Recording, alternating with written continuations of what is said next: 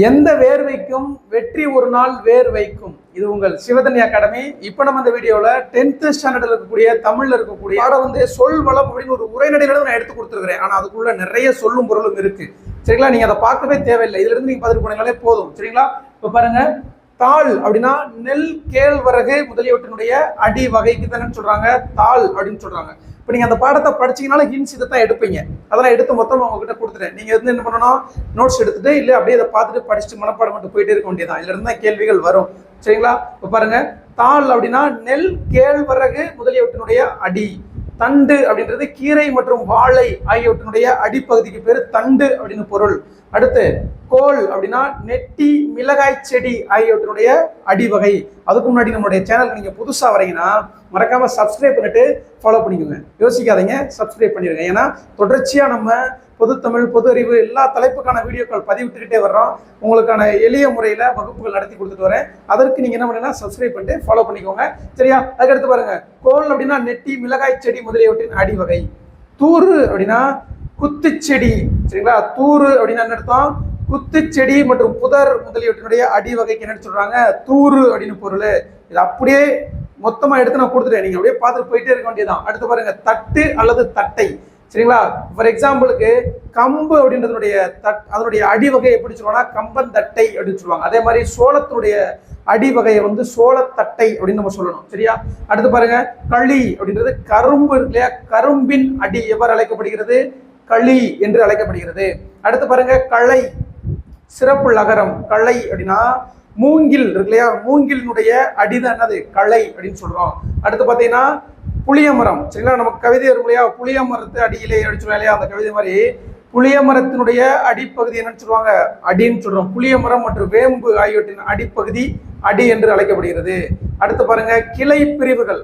ஒரு தாவரத்தினுடைய கிளை பிரிவுகள் நம்ம பார்த்தோம் அப்படின்னா கவை அப்படின்னு சொல்லுவாங்க. அடி மரத்திலிருந்து வரக்கூடியது. நல்லா பாருங்க, அடி மரத்திலிருந்து அப்படி வந்து இப்படி பிரிஞ்சிச்சுன்னா இது கவை. அடி மரத்திலிருந்து வரக்கூடியது கவை. அடுத்து பாத்தீங்கன்னா கொம்பு. இந்த கவையினுடைய பிரிவு தான் கொம்பு. இந்த கவை இருக்கு இல்லையா, இதனுடைய பிரிவு தான் கொம்பு. அதாவது இதுதான் கவை. அடி மரத்திலிருந்து வந்து இப்படி பிரிஞ்சிச்சுன்னா அது கவை. அந்த கவையிலிருந்து பிரிஞ்சிச்சுன்னா அதுக்கு பேரு கொம்பு. அதுக்கடுத்து பாருங்க, கிளை. இந்த கொம்புல இருந்து இப்படி பிரிஞ்சிச்சுன்னா அதுக்கு பேரு கிளை. சரிங்களா, அந்த கொம்புல இருந்து பிரிஞ்சுன்னா அதுக்கு பேர் என்ன சொல்றாங்க? கிளை. அடுத்து என்ன கொடுத்துருக்காங்க? சினை. சினை அப்படின்னா இந்த கிளையிலிருந்து பிரிஞ்சிச்சுன்னா அது சினை. இது சினை. சரிங்களா, இது வந்து கவை. அடி மரத்திலிருந்து பிரிஞ்சிச்சுன்னா கவை. அந்த கவையிலிருந்து பிரிஞ்சது கொம்பு. இதை ஒரு மரத்தை நம்ம இமேஜின் பண்ணிக்கணும். கொம்புல இருந்து பிரிஞ்சது கிளை, கிளையில இருந்து பிரிகிறது சினை. சரிங்களா, ஒரு மரத்திலேயே இவ்வளவு சொற்கள் இருக்குன்னு சொல்றோம். அடுத்து பாத்தீங்கன்னா போத்து. இந்த சினையிலிருந்து பிரிஞ்சிச்சுன்னா அதுக்கு பேரு போத்து. அதுக்கு அடுத்தது குச்சு. இந்த போத்திலிருந்து இது வந்து போத்து. போத்திலிருந்து பிரிஞ்சிச்சுன்னா அதுக்கு பேர் என்ன பேரு? குச்சு அல்லது குச்சின்னு சொல்லுவோம். குச்சு. கடைசியா வந்து பாத்தீங்கன்னா இனுக்கு. இந்த குச்சியிலிருந்து பிரிகிறதுக்கு பேரு இனுக்குன்னு பேரு. அவ்வளவுதான். இதான் ஒரு மரத்திலேயே இருந்து இவ்வளவு சொல்லும் பொருளும் இருக்கு. ஒரு மரத்தை படிச்சோம்னா இவ்வளவு தகவல் இருக்கு. சரிங்களா, நல்லா பார்த்து வச்சுக்கோங்க. ஒரு அடி மரத்திலிருந்து பிரிஞ்சதுன்னா அது கவை. அந்த கவையிலிருந்து பிரிஞ்சதுன்னா அதுக்கு பேரு கொம்பு அல்லது கொப்புன்னு சொல்லுவோம். அந்த கொம்பு அல்லது கொப்புல இருந்து பிரியறதுக்கு பேரு கிளை. அந்த கிளையிலிருந்து பிரிஞ்சிச்சுன்னா சினை. சினையிலிருந்து பிரியக்கூடிய பிரிவுக்கு பேரு போத்து. அந்த போத்திலிருந்து பிரியக்கூடிய பிரிவுக்கு பேரு குச்சு அல்லது குச்சி.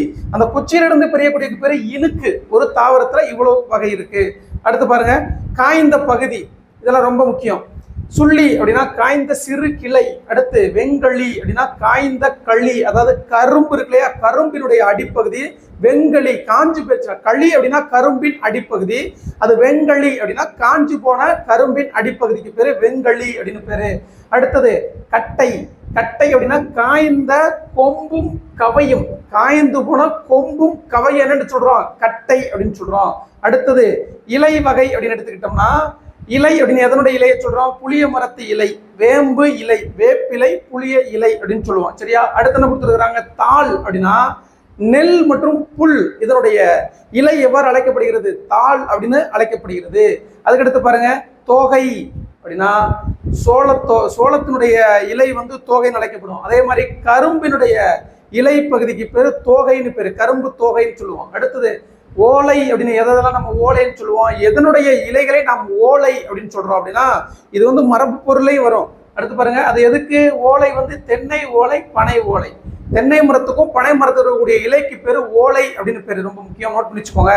அதுக்கடுத்தது சண்டு, காய்ந்த தாளும் தோகையும். காய்ந்து போன தாளும் தோகையும் எவ்வாறு அழைக்கப்படுகிறது? சண்டுன்னு அழைக்கப்படுது. ஃபார் எக்ஸாம்பிள் பாருங்க, காய்ந்து போன தாள் அப்படின்னா நெல்லுல இருக்கக்கூடிய இலை, நெல்லோட இலை காஞ்சு போச்சுன்னா, அதே மாதிரி தோகை சரிங்களா, சோளத்தினுடைய தோகை காஞ்சு போச்சுன்னா அதுக்கு பேரு சண்டு. இது ரெண்டும் காய்ந்து போனால் அதுக்கு பேரு சண்டு. அடுத்து பாருங்க, சருகு அப்படின்னா காய்ந்த இலைகள், இந்த காய்ந்த இலைக்கு பேரு சருகு. காய்ந்து போன இலைக்கு பேரு தான் என்ன பேரு? சருகுன்னு பேரு. அடுத்து பாருங்க, கொழுந்து வகைகள். கொழுந்து வகைகள்லாம் ஃப்ரெஷ்ஷா வரக்கூடிய அந்த இலை வகை தான் கொழுந்துன்னு சொல்லுவோம். அது பார்த்தீங்கன்னா துளிர் அல்லது தளிர் அப்படின்னு எதை சொல்லுவாங்க? நெல் மற்றும் புல். இதனுடைய நெல் அதே மாதிரி புல், இது துளிர்த்து ஃபர்ஸ்ட் ஃப்ரெஷ்ஷா வரக்கூடிய அந்த லீஃப் இருக்கு இல்லையா, அதுக்கு பேரு தான் துளிர் அல்லது தளிர் அப்படின்னு எதை சொல்லுவோம்? நெல் மற்றும் புல் அதை சொல்லுவோம். அடுத்து பாருங்க, முறி அல்லது கொழுந்து. முறி அல்லது கொழுந்து அப்படின்னு எதை சொல்றோம்? புளிய மரத்தினுடைய இலையையும் கொழுந்து வகையையும் வேப்ப மரத்தினுடைய கொழுந்து வகையும் எவ்வாறு அழைக்கப்படுதுன்னா முறி அல்லது கொழுந்து. கொழுந்து என்ன தெரியுமா? ஃப்ரெஷ்ஷா வரக்கூடிய அந்த லீஃப் இலை, அதைத்தான் சொல்றோம் கொழுந்து அப்படின்னு சொல்றோம். சரியா? ஓகே. அடுத்து பாருங்க, குருத்து அப்படின்னா சோளத்தினுடைய இளநிலை, கரும்பினுடைய இளநிலை, தென்னை, பனை. சரியா? ஃப்ரெஷ்ஷா இருக்கு இல்லையா தென்னை, அதாவது தென்னங்குருத்து, பனங்குருத்து. எதெல்லாம் குருத்துன்னு அழைக்கப்படுதுன்னா தென்னங்குருத்து, பனங்குருத்து, சோள குருத்து, கரும்பு குருத்து. அப்ப சோளம், கரும்பு, தென்னை, பனை இதனுடைய அந்த இளநிலை ஃப்ரெஷ்ஷா வரக்கூடிய அதுக்கு பேர் என்ன பேருனா குருத்து அப்படின்னு பேரு, ரொம்ப முக்கியம். சரிங்களா? அடுத்து பாருங்க, கரும்பினுடைய நுனிப்பகுதிக்கு பேரு கொழுந்தாடை. அதாவது கரும்பினுடைய நுனிப்பகுதின்றது இலை கிடையாது, கட்டை. அதாவது அடிப்பகுதிக்கு பேர் என்ன சொன்னா களி அப்படின்னு சொன்னோம். கரும்பினுடைய அடிப்பகுதிக்கு பேரு களி. அந்த கரும்பினுடைய எண்டு இருக்கு இல்லையா, அதுக்கு பேரு கொழுந்தாடைன்னு பேரு. அது வந்து நமக்கு கொஞ்சம் கசப்பா இருக்கும், அவ்வளவு இனிப்பா இருக்காது. எப்பவுமே அடிப்பகுதி அந்த களி தான் எப்படி இருக்கும்? இனிப்பா இருக்கும். அந்த கொழுந்தாடைன்ற பகுதி இனிப்பு சுவையற்று காணப்படும். சாறு மட்டும் இருக்கும், இனிப்பு சுவை இருக்காது. அதான் என்ன சொல்றாங்கன்னா கொழுந்தாடை. கொழுந்தாடை என்பது கரும்பினுடைய நுனிப்பகுதி, கரும்பினுடைய அடிப்பகுதிக்கு பேரு களி அப்படின்னு பேரு. அடுத்து பாருங்க, பூவின் நிலைகள். சரிங்களா? அரும்பு, அதாவது பூவின் நிலைகள் மொத்தம் 7 சொல்லுவாங்க. அரும்பு, முகை, மொட்டு, அலர், மலர், வி, செம்மல். இதுதான் பூவினுடைய 7 பருவங்கள். இங்க நமக்கு என்னென்ன கொடுத்துருக்காங்க பாருங்க. அரும்பு அப்படின்னா பூவின் தோற்ற நிலை, பூ தோற்ற நிலைக்கு பேரு தான் அரும்பு அப்படின்னு சொல்லுவோம். அடுத்து போது அப்படின்னா பூ வந்து விரிய தொடங்கும் நிலை, பூ விரிய தொடங்குற நிலைக்கு பேரு போது அப்படின்னு பேரு. அடுத்து மலர் அப்படின்னா பூவின் மலர்ந்த நிலை, மலர் அல்லது அலர் அப்படின்னா பூவினுடைய மலர்ந்த நிலை அப்படின்னு சொல்றோம். அடுத்து பாருங்க, வி அப்படின்னா மரம், செடி, கொடியில் நின்று பூ கீழே விழுந்துருச்சுன்னா, மரம், செடி, கொடியிலிருந்து கீழே விழுந்த பூ இருக்குல்ல, அதுக்கு பேரு தான் வி. வீணா வீழ்தல் அப்படின்னா வச்சுக்கோங்க. அதுக்கு அடுத்தது செம்மல் அப்படின்னா பூ வாடிய நிலை, பூ வாடிய நிலைக்கு பேரு தான் என்ன பேருனா செம்மல் அப்படின்னு பேரு. சரிங்களா? ஓகே. அடுத்து பாருங்க, பிஞ்சு வகைகள். பூம்பிஞ்சு, பூவோடு கூடிய இளம் பிஞ்சு. பிஞ்சு அப்படின்னா இளம் காய். சரிங்களா? பிஞ்சு அப்படின்றது ஒரு இளம் காயத்தை அப்படி சொல்லுவோம், பிஞ்சு அப்படின்னு சொல்லுவோம். அதுக்கு அடுத்தது வடு அப்படின்னா மாம்பிஞ்சு. கவ்வை அப்படின்னா எல் பிஞ்சு. இது ரொம்ப முக்கியம், இது வந்து மரபுலை வரும். இளம் வகை, அதாவது காய்கறியினுடைய இளம் வகை அப்படின்னு கொடுப்பாங்க. என்னது? பிஞ்சு வகைன்னு கொடுத்தாங்கன்னா கவ்வை அப்படின்னா எள்ளு இருக்கு இல்லையா, எள்ளு வைய பூக்களையான பாட்டு வருது இல்லையா. அப்ப எள்ளு நம்ம நல்லெண்ணெய் எதுல இருந்து எடுக்கிறாங்கன்னா எள்ளுல இருந்து எடுக்கிறாங்க. எள்ளுல இருந்து எடுக்கிறதுக்கு பேர் தான் நல்லெண்ணெய். அதே மாதிரி அயோத்திதாச பண்டிதர் அவர்கள் என்ன சொல்றாருன்னா, எள்ளுல இருந்து எண்ணெய் கண்டுபிடிச்ச நாள் தான் தீபாவளி அப்படின்னு அவர் ஒரு விளக்கம் கொடுக்குறாரு. ஏன் நம்மளுடைய கிளாஸ் வந்து ஃபுல்லா நான் பார்க்க சொல்றேன்னா, ஒரு தகவல் அதோட சேர்த்து அதனோடு இருக்கக்கூடிய ஜென்ரல் ஸ்டடீஸ், சயின்ஸ், பொது அறிவு, கரண்ட் அஃபேர்ஸ் எல்லாமே நம்ம பேசுவோம். அதனாலதான் நீங்க முழுசா பாருங்க அப்படின்னு நம்ம சொல்றோம். அதனால 1 நிமிஷம் 2 நிமிஷம் ஒரு நிமிடத்தில் டிஎன்பிஎஸ்சி குரூப் 4 கிளியர் பண்ணுவது எப்படி, இந்த ஒரு வீடியோ பார்த்துட்டு போனால் 90 மார்க் எடுப்பது எப்படி அப்படின்னு எப்பவுமே நான் போட மாட்டேன். ரியாலிட்டியா எப்படி நம்ம படிக்கணும், என்ன செய்யணுன்றது நான் ஃபுல்லா நான் சொல்றேன். அதனால எப்பவுமே நம்முடைய வீடியோவை ஸ்கிப் பண்ணாம முழுசா பாத்துருங்க. உங்களுக்கு இதுல இருக்க தகவல் தாண்டி நிறைய தகவல்கள் உங்களுக்கு நம்ம கொடுப்போம். அது வந்து ரியாலிட்டி, நல்லா ஃபாலோ பண்ணிக்கோங்க. சரியா? கவ்வை அப்படின்னா எல் பிஞ்சு. குறும்பை அப்படின்னா தென்னை மற்றும் பனை முதலியவற்றினுடைய இளம் பிஞ்சு. தென்னை மரத்துல இருந்து அந்த இளநியா மாறும். அதாவது ஒரு அந்த இளநி, இப்ப தேங்காய் இருக்கு இல்லையா, தேங்காய் உருவாகி வர்ற நேரத்துல அதுக்கப்புறம் இளநியா வரும். உருவாகி வரக்கூடிய அந்த ஒரு சிறிய நிலையா இருக்கு இல்லையா, அதுக்கு பேர் தான் குறும்பைன்னு பேரு. இந்த குறும்பைக்கு அப்புறம் தான் அது இளநீரா மாறும். இளநீருக்கு அப்புறம் தான் அது தேங்காயா மாறும். சரிங்களா? அப்ப அந்த இளநிலைக்கு பேரு, அதுக்கு பேரு குறும்பைன்னு பேரு. சரிங்களா? ஓகே, அடுத்து பாருங்க, முட்டு குறும்பை அப்படின்னா அதை விட சிறு குறும்பை. குறும்பையிலேயே ரொம்ப சிறுசா இருந்துச்சுன்னா அதுக்கு பேர் முட்டு குறும்பைன்னு பேரு. குறும்பை, முட்டு குறும்பை. அடுத்து இளநீர் அப்படின்னா முற்றாத தேங்காய். நம்ம சொல்லிட்டோம், இளநீர்னா தேங்காய் முத்தாம இருந்துச்சுன்னா அதுக்கு பேர் தான் இளநீர். தேங்காய் அது முற்றிடுச்சுன்னா தேங்காய். அடுத்து பாருங்க, பாக்கு. பாக்கை நம்ம எப்படி அழைப்போம் அப்படின்னா, சங்க இலக்கியங்கள் நிறைய இடங்கள்ல பாக்கு எப்படி அழைக்கப்படுதுன்னா கமுகு அப்படின்னு அழைக்கப்படுது. கமுகு அப்படின்னா பாக்கு, கமுகு. அதனுடைய இளநிலைக்கு பேரு, பாக்கின் இளநிலைக்கு பேரு இளம் பாக்கு அப்படின்னா அது நுழாய் அப்படின்னு பேரு. பாக்கினுடைய இளநிலைக்கு பேர் என்ன சொல்றாங்க? நுழாய். இதெல்லாம் தரமான பாயிண்ட்ஸ், நோட் பண்ணி வச்சுக்கோங்க. நுழாய் அப்படின்னு பேரு. சரிங்களா? அதாவது சொல்லும் பொருள்ல 4 கொஸ்டின் தான் வரும், 3 கொஸ்டின் தான் வரும், அதனால அதை விட்டுருவோம். சயின்ஸ்ல 5 கொஸ்டின் தான் வரும், அதை விட்டுருவோம், ஒன்றும் பிரச்சனை கிடையாது. ஜியோகிராஃபில 5 கொஸ்டின் தான் வரும், அதை விட்டுருவோம். அப்புறம் எதைத்தான் படிப்போம்? நிறைய பேர் அப்படிதான் இப்போ யூடியூப்ல சொல்லிட்டு இருக்காங்க, சயின்ஸ்ல 5 கொஸ்டின் தானே, அதை விட்டுருவோம், அதை விட்டுட்டு மற்றதை படிப்போம். சோசியல் சயின்ஸ்ல அப்ப சயின்ஸ்ல 5 கொஸ்டினை விட்டுருவோம். சொல்லும் பொருளுள்ள 2-3 கேள்வி வரும், அதை விட்டுருவோம். கலை சொற்களை மட்டும் படிப்போம் அப்படின்னு படிச்சுட்டு இருந்தீங்கன்னா சரி, இது இப்படியே ஒரு 30 கொஸ்டின் நம்ம கழிச்சிட்டோம் அப்படின்னா மிச்சம் எவ்வளவு இருக்கும்? 170 இருக்கும். 170க்கு 170 அப்படியே எடுத்துட முடியுமா? கிடையாது. அப்ப சிலபஸ்ல இருக்கிறது எல்லாத்தையும் தான் படிக்கணும், அப்பதான் வேலை கிடைக்கும். சும்மா இதை விட்டுருவோம், அதை விட்டுருவோம், இதை படிக்காதீங்க, அதை படிக்காதீங்க அப்படின்னு சொல்லிட்டு நம்ம சொல்லவே கூடாது. அப்படி நீங்க நம்மளை வந்து குழப்பிக்கவே கூடாது. படிங்க, எல்லாமே படிங்க. சயின்ஸ் படிக்கணுமா? கண்டிப்பா படிக்கணும். ஜியோகிராஃபி படிக்கணுமா? கண்டிப்பா படிக்கணும். ஜியோகிராஃபி 5 பாடம் படிச்சா உங்களுக்கு 5 மார்க் வரும். அதுக்கு நானே நடத்தி ஒரு 3 பாடம் நடத்தி 2 பாடம் நடத்தி போட்டுருக்கேன். 3வது பாடம் எடுத்து கண்டினியூ பண்ணுவேன். நம்மளுடைய சேனல்ல போய் பாருங்க, பிளேலிஸ்ட்லயே ஒரு பாடம் கொடுத்துருக்கேன். நீங்க புக்கே எடுக்க தேவையில்லை, அதை பார்த்துட்டு போயிட்டே இருக்கலாம். சரியா? ஓகே, அடுத்து பாருங்க, கருக்கல் அப்படின்னா இளநெல். கருக்காய் ஆயிடுச்சு சொல்லுவாங்க. கருக்கல்னா இளநெல்லுக்கு பேரு கருக்கல் அப்படின்னு பேரு. கச்சல் அப்படின்னா வாழை பிஞ்சு. வாழையில வந்து பிஞ்சு தான் இருக்கும், அப்படியே கீழே விழுந்துருச்சுன்னா அது வந்து கச்சல் அப்படின்னு சொல்லுவாங்க. வாழை கச்சல் அப்படின்னு நம்ம சொல்லுவோம். சரியா? அடுத்து பாருங்க, குலை வகை. கொத்து அப்படின்னா அவரை மற்றும் துவரை, அதனுடைய குலைக்கு பேரு கொத்துன்னு பேரு. அடுத்து குலை அப்படின்னா கொடிமுந்திரி அப்படின்னா திராட்சையினுடைய குலை, திராட்சை குலை அப்படின்னு சொல்லுவாங்க. இதெல்லாம் கேட்பாங்க. இது வந்து உங்களுக்கு மரபு சொற்கள்ல வரும். திராட்சை வந்து எப்படி சொல்லணும்? குலை அப்படின்னு சொல்லணும். திராட்சை கொத்துன்னு சொல்லக்கூடாது. திராட்சை குலை, கொத்து கொத்தான்னு சொல்லக்கூடாது. குலை குலையாக அப்படிதான் சொல்லணும். குலை குலையா திராட்சை அப்படின்னு சொல்லணும். சரிங்களா? திராட்சை இன்னொன்று எப்படி சொல்லுவாங்கன்னா கொடிமுந்திரி அப்படின்ற வார்த்தை யூஸ் பண்ணுவாங்க. திராட்சைக்கு வந்து மதுரை பக்கம், திண்டுக்கல், சிவகங்கை பக்கம்னா அதை வந்து கொடிமுந்திரி பழம் அப்படின்னு தான் சொல்லுவாங்க. சிவகங்கை, மதுரை பக்கம்லாம் என்ன சொல்லுவாங்க? கொடிமுந்திரி பழம் இன்னைக்கு பேசுவாங்க. அதெல்லாம் வந்து பார்த்தீங்கன்னா திராட்சை, அதனுடைய கொத்து வந்து மொத்தம் கூட்டத்தை எப்படி அழைக்கப்படுதுன்னா குலை அப்படின்னு அழைக்கப்படுது.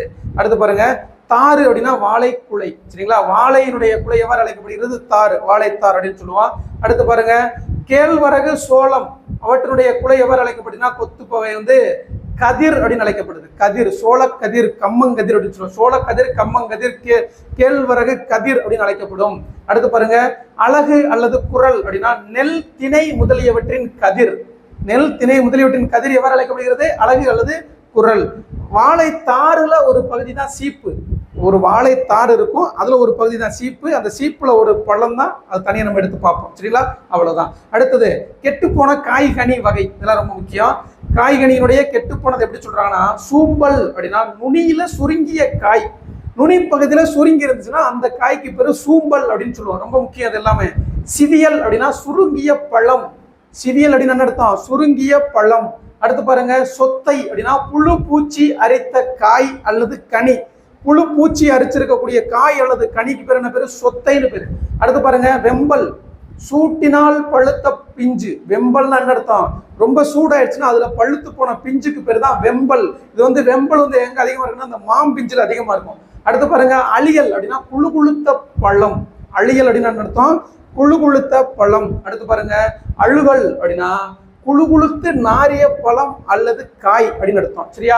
அடுத்து பாருங்க, சொண்டு அப்படின்னா பதராய் போன மிளகாய். சொண்டு அப்படின்னு என்ன அர்த்தம்? பதராய் போன மிளகாய். அடுத்து பாருங்க, கோட்டான் காய். கோட்டான் காய் அல்லது கூகை காய். கோட்டான், கூகை அப்படின்றலாம் ஒரு அந்த பறவையில வரும். அந்த கோட்டான் அல்லது கூகை அமர்ந்ததனால் கெட்டு போன காய்க்கு பேரு கோட்டான் காய் அல்லது கூகை காய் என்று அழைக்கப்படுகிறது. கோட்டான் அல்லது கூகை அமர்ந்ததனால் கெட்டுப்போன அந்த காய் கோட்டான் காய் அல்லது கூகைக்காய் என்று அழைக்கப்படுகிறது. அடுத்தது பாருங்க, ஒல்லிக்காய் அப்படின்னா தென்னையில கெட்ட காய். தென்னையில கெட்டு போன அந்த காய்க்கு வந்து ஒல்லி அப்படி ஊசியா இருக்கும், அதுக்கு பேரு ஒல்லிக்காய் அப்படின்னு பேரு. அடுத்தது பழத்தோல் வகைகள். தொளி அப்படின்னா மிக மெல்லியதா இருந்துச்சுன்னா அதை தொளி அப்படின்னு சொல்றோம். தோல் அப்படின்னா திண்ணமானதுன்னு சொல்றோம். அடுத்தது தோடு அப்படின்னா ரொம்ப வன்மையானது, ரொம்ப கடினமானது. அடுத்தது ஓடு அப்படின்னா மிகவும் வன்மையானதா ஓடுன்னு சொல்றோம். சரிங்களா? இப்ப திருவோடு அப்படின்னு சொல்றோம் இல்லையா? இப்ப இந்த திருவோடு அப்படின்றது மிகவும் வன்மையா ரொம்ப கடினமா இருக்கும். சரியா? அடுத்து பாருங்க, குடுக்கை.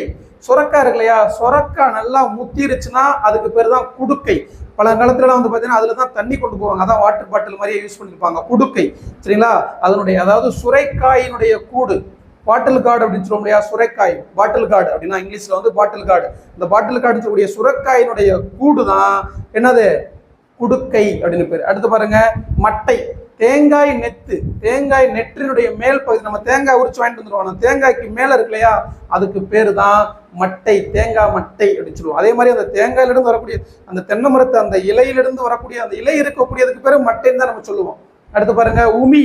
நம்ம நெல் அரிசி சாப்பிடுறோம், அந்த அரிசிக்கு மேல அந்த அரிசியை வந்து அந்த உமின்றதை நீக்கிட்டு தான் அரிசியே வரும். அதனால இது வந்து நெல் மற்றும் கம்பு முதலியவற்றினுடைய மூடி. அந்த உமின்றதை நீக்கிட்டு தான் இப்ப நம்ம அரிசியாவே நம்ம பயன்படுத்திட்டு இருக்கிறோம். அடுத்து பாருங்க, வரகு மற்றும் கேழ்வரகு முதலியவற்றினுடைய உமி கொம்மை என அழைக்கப்படுகிறது. கொம்மை அப்படின்னா வரகு மற்றும் கேழ்வரகின் உமி பகுதி. அடுத்து மணி வகை அப்படின்னு எடுத்துக்கிட்டோம்னா நெல் மற்றும் புல் ஆகியவற்றினுடைய மணி வகை கூலம் என அழைக்கப்படுகிறது. அவரை மற்றும் உளுந்தினுடைய மணி வகை பயறு என அழைக்கப்படுகிறது. வேர்க்கடலை மற்றும் கொண்டை கடலினுடைய மணி வகை கடலை என அழைக்கப்படுகிறது. வேர்க்கடலையும் கொண்டை கடலையும் மணி வகை எவ்வாறு அழைக்கப்படுகிறது? கடலை என அழைக்கப்படுகிறது. அடுத்து வந்து பார்த்தீங்கன்னா கத்திரிக்காய் மிளகாயினுடைய மணி வகை விதை என அழைக்கப்படுகிறது. புளி மற்றும் காஞ்சிரை மரம். காஞ்சிரை மரம்னா ஒரு நச்சு மரம், அதனுடைய மணி வகை காள் என்று அழைக்கப்படுகிறது. காள் அதாவது புளிய மரத்துக்கும் சரிங்களா, அதே மாதிரி காஞ்சிரை மரத்தினுடைய மணி வகை எவ்வாறு அழைக்கப்படுகிறது கேட்டோம்னா காள் என்று அழை, இது ரொம்ப முக்கியம், காள் என்று அழைக்கப்படுகிறது. சரிங்களா? அடுத்து பாருங்க, முத்து. வேப்ப முத்து, ஆமணக்கு விதை. இந்த ஆமணக்கு மற்றும் வேப்ப முத்து, அதனுடைய விதை எவ்வாறு அழைக்கப்படுகிறதுனா முத்துன்னு அழைக்கப்படுது. வேப்ப முத்து, ஆமணக்கு முத்துன்னு சொல்லுவாங்க. அந்த ஆமணக்குல இருந்து தான் என்ன எடுக்கிறாங்கன்னா விளக்கெண்ணெய் எடுக்கிறாங்க. விளக்கெண்ணெய் எதிலிருந்து எடுக்கப்படுது? ஆமணக்குல இருந்து எடுக்கப்படுது. அடுத்து பாருங்க, சரிங்களா, கொட்டை அதாவது மாங்கொட்டை மற்றும் பனங்கொட்டை. சரிங்களா? பனை மரத்தினுடைய விதை கொட்டை என அழைக்கப்படும். மாமரத்தினுடைய விதையும் இவர் அழைக்கப்படும், கொட்டை என அழைக்கப்படும். அடுத்து பாருங்க, தேங்காய். தென்னையினுடைய வித்து தேங்காய் என அழைக்கப்படும். அவரை மற்றும் துவரை முதலிய பயிர்களின் வித்து முதிரை என அழைக்கப்படும். சரிங்களா? ஓகே, இதுவே ஒரு பெரிய பாடம். நம்ம மேக்சிமம் பார்த்தீங்கன்னா இந்த பாடத்தோடைய இந்த வீடியோ முடிச்சுக்கிறோம். அடுத்து தனியாக சொல்லும் பொருளை மட்டுமே பார்ப்போம். இன்னொரு வீடியோவில் தனியாக சொல்லும் பொருளை மட்டுமே பார்ப்போம். சரியா? ஓகே. அதுக்கடுத்து இளம் பயிர் வகை எடுத்துட்டோம்னா நாற்று, நெல் மற்றும் கத்தரி. அடுத்து கன்று, மாங்கன்று, புளியங்கன்று, வாழைக்கன்று, இளம் பயிர். அடுத்து வந்து பாருங்க, வாழையினுடைய இளநிலைக்கு வந்து குருத்துன்னு சொல்லுவோம். வாழை குருத்து, வாழையினுடைய இளநிலை குருத்துன்னு சொல்லுவோம். அதாவது கன்றுனா அந்த வளர்க்கக்கூடிய அந்த நிலை, அதனுடைய இளம் நிலைக்கு பேரு குருத்துன்னு சொல்றோம். அடுத்து தென்னம்பிள்ளை, ரொம்ப முக்கியம், இதெல்லாம் மரபு சொற்கள்ல வரும். தென்னை மரத்தினுடைய இளநிலைக்கு பேரு தென்னம்பிள்ளைன்னு சொல்லணும். தென்னம்பிள்ளை ரொம்ப முக்கியம். அடுத்தது விலா மரத்தினுடைய இளநிலை, ஆயுத பூஜனைக்கு நம்ம பயன்படுத்தும் ஒரு காய், கூடு ஓடு மாதிரி ரொம்ப ஸ்ட்ராங்கா இருக்கும் ஓடு, அந்த காய்க்கு பேரு தான் விளாம்பழம். அந்த விளாம்பழத்தினுடைய அந்த மரத்தினுடைய இளம் வகைக்கு பேரு குட்டி. அப்ப விளாமரத்தினுடைய இளம் நிலைக்கு பேரு குட்டின்னு சொல்லணும். விளாமரத்தினுடைய இளநிலை எப்படி சொல்லணும்? குட்டின்னு சொல்லணும். அடுத்து பாருங்க, மடலி அல்லது வடலி. பனை மரத்தினுடைய இளநிலை, பனை மரத்தினுடைய இளநிலை எவ்வாறு அழைக்கப்படுகிறது? மடலி அல்லது வடலி. அடுத்து பைங்கூழ் அப்படின்னா நெல், சோளம் முதலியவற்றினுடைய பசுமையான பயிர். அடுத்தது துய்ப்பது, கட்டுறது. இதுக்கப்புறம் நமக்கு சொல்லும் பொருளும் ஸ்டார்ட் ஆயிரும். இதோட நம்ம இந்த வீடியோ முடிச்சுக்கலாம். சரிங்களா? கிட்டத்தட்ட 20 மினிட்ஸ் வரைக்கும் வந்துருச்சு. தமிழ் 10th தமிழ்ல சொல்லும் பொருளும் பார்ட் 2 இன்னொரு வீடியோல கண்டிப்பா பார்ப்போம். சரிங்களா? இதுவே நல்ல முக்கியமான தலைப்பு. கண்டிப்பா இதுல இருந்து கேள்வி வரும், நீங்க நோட் பண்ணி வச்சுக்கோங்க. இதுல இருந்து கட்டாயம் நம்ம இது வரைக்கும் பார்த்துருக்கோம் இல்லையா, இதுல இருந்து கட்டாயம் கேள்வி வரும். சரிங்களா? அடுத்த வீடியோவில் ரிமைனிங் இருக்கக்கூடிய அந்த சொல்லும் பொருளும் ஃபுல்லா, இனிமே தான் சொல்லும் பொருளும், செய்யுள்ல இருந்து சொல்லும் பொருளும் இனிமே தான் ஸ்டார்ட் பண்ணும். அதை நம்ம தனியா பார்ப்போம். சரிங்களா? இதுவரை பொறுமையா நம்முடைய சேனலை பார்த்தமைக்கு நன்றி. எந்த வேர்வைக்கும் வெற்றி ஒரு நாள் வேர்வைக்கும். இது உங்கள் சிவதனி அகாடமி. நன்றி, வணக்கம்.